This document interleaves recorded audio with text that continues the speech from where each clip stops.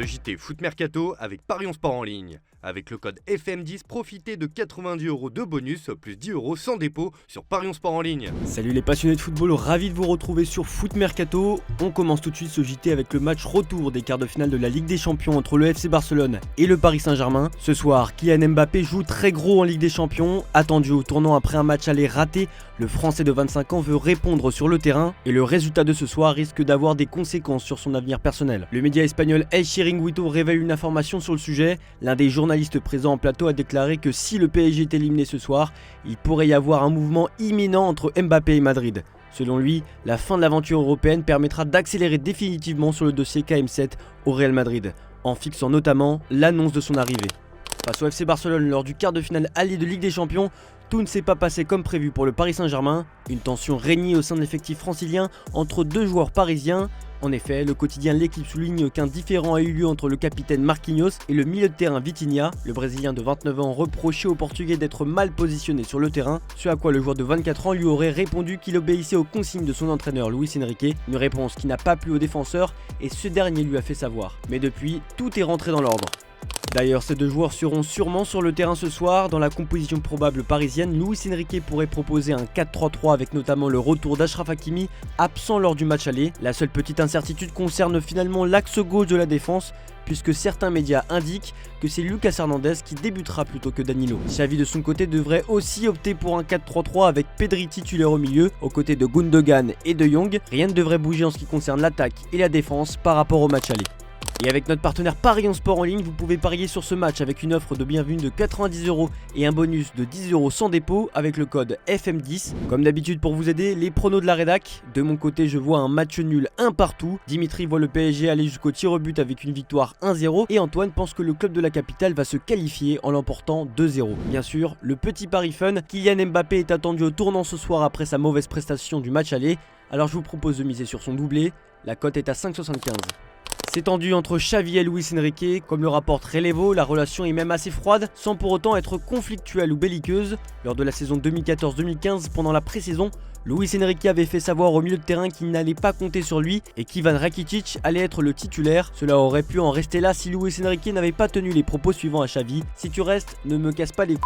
Quant à la sortie de Luis Enrique avant le match aller, c'est une façon de remettre les pendules à l'heure, pas avec Xavi, mais avec les journalistes barcelonais qui affirmaient à l'époque que l'actuel entraîneur parisien avait délaissé le style Barça, surtout sur ses dernières années dans le club espagnol. Interrogé par Relevo, les entourages des deux entraîneurs démentent une mauvaise relation, mais les médias espagnols sont unanimes. Xavi et Luis Enrique ont beau être des symboles du Barça, les deux hommes ne partiront pas en vacances ensemble.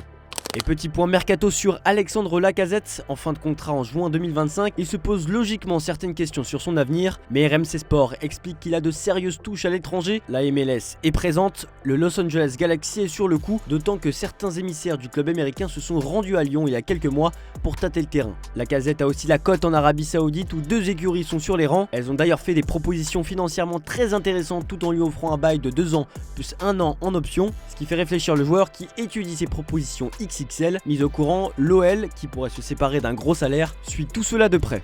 Affaire à suivre. Présent au Grand Palais pour un entretien accordé à nos confrères de RMC Sport et BFM TV, le président de la République Emmanuel Macron a tenu à envoyer un message aux clubs européens avant les JO de Paris, mais aussi à Kylian Mbappé. Je n'en ai pas parlé encore avec lui, mais j'espère que son club surtout le laissera. A d'abord expliqué le chef de l'État au sujet du capitaine de l'équipe de France, avant de mettre un coup de pression aux clubs concernés. On va tout faire. J'ai confiance dans les clubs français et européens, si je puis dire, si vous voyez ce que je veux dire. On a l'Euro avant, c'est ça le problème. Je pense qu'il faut que les clubs jouent le jeu pour qu'on ait un grand spectacle. Partons à l'étranger désormais, plus précisément en Allemagne où le résultat négatif du Bayern Munich pourrait avoir raison de Thomas Tuchel. Une élimination en Ligue des Champions serait un nouvel échec pour le club allemand et son entraîneur, surtout après avoir perdu le titre au profit du Bayer Leverkusen. Le président bavarois a néanmoins mis les choses au clair. Tuchel terminera bien la saison sur le banc. Nous avons clairement indiqué notre plan. L'entraîneur resterait jusqu'à la fin de la saison. Cela nous laisse suffisamment de temps pour chercher un successeur, mais il n'est pas bon de poser des questions après chaque match. L'entraîneur sera-t-il encore là? Que se passera-t-il si vous perdez contre Arsenal? Nous devons tout mettre en œuvre pour atteindre le grand objectif, les demi-finales. A noter que c'est Julian Nagelsmann, actuel sélectionneur de l'Allemagne, qui met tout le monde d'accord dans la direction bavaroise. D'après les indiscrétions de Sky Germany, Max Eberl, nouveau directeur sportif du Bayern, et Christoph Freund ont mené les discussions et ont également pris en charge les négociations avec Julian Nagelsmann. Si Nagelsmann venait à dire oui au Bayern, ce serait un véritable coup dur pour la fédération allemande de football. Malgré l'intérêt de Liverpool, du Real Madrid ou encore du Bayern Munich, Xabi Alonso a affirmé qu'il restait avec les pensionnaires de la Bay Arena l'an prochain.